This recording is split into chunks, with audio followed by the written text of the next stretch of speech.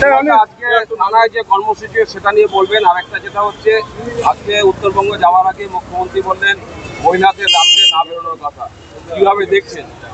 প্রথমে দ্বিতীয়টা আগে বলি, আমি মুখ্যমন্ত্রীকে ধন্যবাদ জানাবো এরকম অসম্ভব একটা সত্যি কথা বলার জন্য।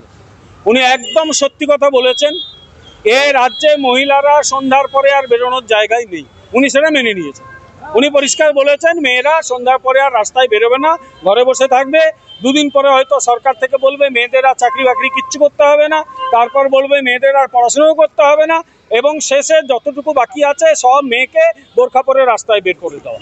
এটাই এই রাজ্য প্রশাসন করতে চলেছে। উনি একদম ফ্র্যাঙ্কলি সেটা স্বীকার করে নিয়েছেন। এই জন্য আমি মাননীয় মুখ্যমন্ত্রীকে ধন্যবাদ জানাবো।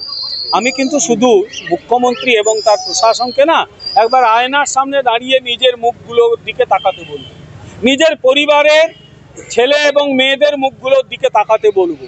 একবার তাদের মুখের দিকে তাকিয়ে বলুন তাদেরও ঘর থেকে আর বেরোতে হবে না, তারাও ঘরে বসে থাকবে, তারাও বোরখা পরবে, তারাও পড়াশোনা সব বন্ধ করে দেবে। একবার তাদের করুন না। এই যে বলেন চপ ভাজতে হবে, সিঙ্গাড়া ভেজে ভেজে বিক্রি করতে হবে, দয়া করে নিজের বাড়ির লোকেদের দিয়ে তো আগে শুরু করুন না।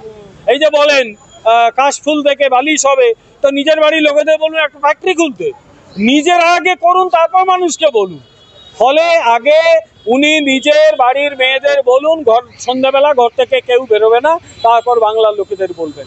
আমরা পরিষ্কার ভারতীয় জনতা পার্টির পক্ষ থেকে বলছি, ছেলেরা মেয়েরা যখন খুশি বাড়ি থেকে বেরোবে, কারণ তারা স্বাধীন দেশের নাগরিক। সরকারের কাজ তাদের নিরাপত্তা দেওয়া। সরকার নিরাপত্তা দিতে ব্যর্থ হয়েছে। দুর্গাপুর মেডিকেল কলেজের কাছে আপনার যাওয়া আছে কিনা জানি না, গিয়ে দেখবেন পার্শ্ববর্তী অঞ্চলে বেশ কিছু জায়গা ঝোপঝাড় জঙ্গলে ভর্তি, সেখানে নাকি সন্ধ্যাবেলা মদ খাওয়া হয়, জুয়া খেলা হয়। তো প্রশাসন জানে না পাশে একটা মেডিকেল কলেজ আছে, দেশ বিদেশের বহু লোকজন সেখানে ছেলেরা মেয়েরা পড়াশুনো করে, এইরকম ঘটনা ঘটতে পারে জানতো না। এই অপদার্থ প্রশাসন যতদিন থাকবে বাংলার একটা মেয়েরও কিন্তু নিরাপত্তা নেই। ফলে এই সরকারকে না তাড়ানো অবধি আমাদের যে শান্তিতে আমরা ঘুমোতে পারবো না, পশ্চিম বাংলার মানুষকেও শান্তিতে ঘুমোতে পারবে না।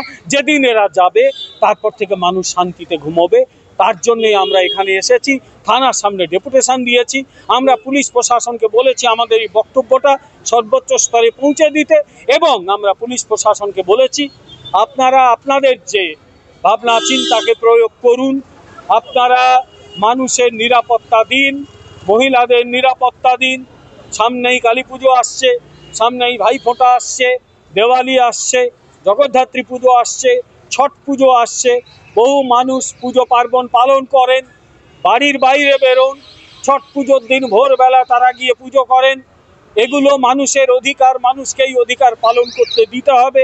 তারা যাতে নিশ্চিতভাবে তাদের ধর্মাচরণ করতে পারে, পুলিশকে সেটা অ্যাসিওর করতে হবে। কারণ এই শাসক দলের প্রতি আমাদের আর কোনো আস্থা নেই। আমরা পুলিশ প্রশাসনকে বলেছি আপনারা বিবেক অনুযায়ী কাজ করুন, এবং যাতে বাংলার মানুষ ও দমদমের মানুষ শান্তিতে থাকতে পারে আপনারা সেইটা নিশ্চিত করুন।